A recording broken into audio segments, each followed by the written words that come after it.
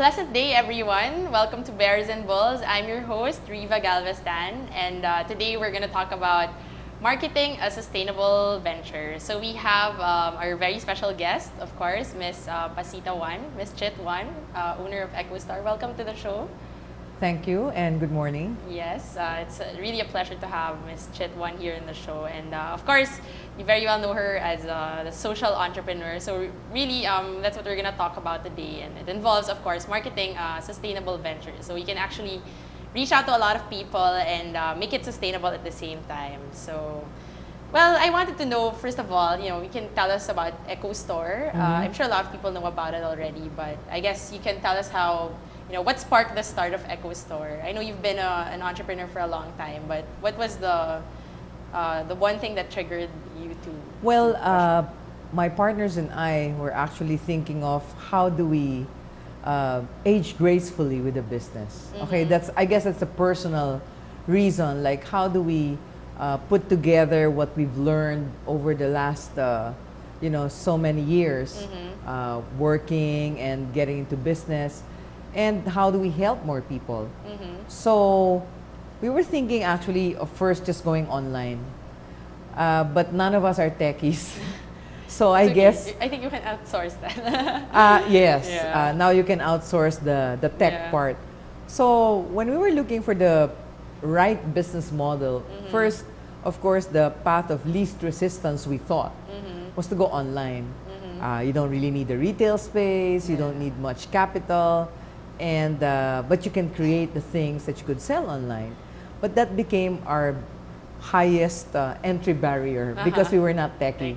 Yeah. So today we're like a year and 2 months, going a year and 2 months, and we still haven't started our online sales. We have a nice website. It's well, I think it's nice considering none of us are techie. Okay, it's echostore.ph. You can check it out. Sure. And so we said, the best thing to do is go for it and start retail. And at that time, I was already working with like Peace and Equity Foundation, together with Sandy, Gibson Grace's Fair Trade Foundation. So all these foundations. And then my two partners are actually artists. One is a graphic artist and one is a visual artist. Wow, I that's don't a know great if there's a combination. thin line, one paints and one there designs. are many kinds of artists. There are many actually, kinds, right? And I'm really so blessed to have both of them. And so they said, okay, we'll do the merchandising and all that. So it all happened in like, I guess about 3 weeks. Everything. And we found ourselves with a store at the Serendra, sharing it with, of course, with the Philippine Coffee Board, of which I'm also the co-chair. Yeah. So we share the space. It's good for the coffee board. We get more people, and right now a lot of communities are actually have access to market through our store. So it's really, helping like people who might have not any channel to sell their products before. That's right. Actually, when people say, what is it?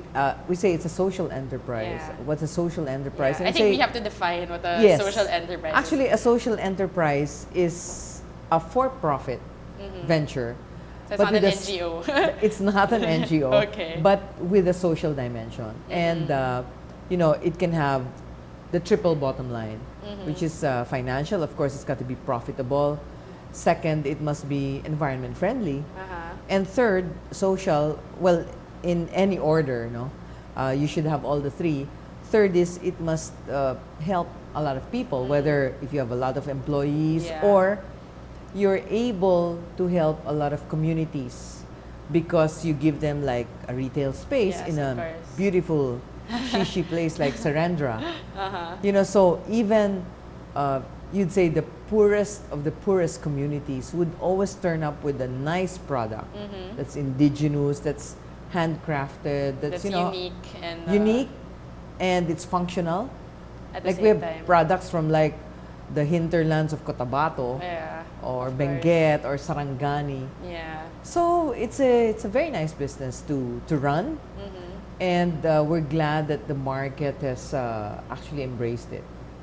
So it's a social enterprise. That's great. I think more people should venture into something like that. Because I think there's a misinterpretation, like social something means, okay, You no can't make profit. money. Yeah, so, and that's why I said, it's really about marketing something sustainable. That at the same time, you're able to fulfill the goals of, helping people. Actually, I'm saying this, it's not difficult to be a social entrepreneur because I think everyone should be one. In other words, Like you know, you don't have to, make a separate business to be a social. You can have your own business now and put a social of dimension course. to it. Yeah. Of course, people will say, "Oh, they're just whitewashing, greenwashing." You'll always have naysayers. Yeah, of course. You'll always have detractors. But if that's what's going to hold you back, then you're not really cut very out. passionate. Yeah. You're not cut out for something like that. for retail. Yeah, for retail or for something that involves or something that involves thinking of another bottom line. Everyone will always think of financial. Of Yeah. course, if you're not profitable, how can you even help? Yeah, of course. So profits will make the business, of course, sustainable. But to make it more relevant to the times, where a lot of people don't have jobs, a lot of Yeah. people, how can you actually help the person at the bottom of the pyramid? Definitely. Where all he knows is to make, let's say, carpentry, or all the women know is how to crochet or to weave. In a place where there's no power, electricity, mat weaving is like, second nature to everyone. Of course, yeah. Because they're not dependent on machines. Exactly.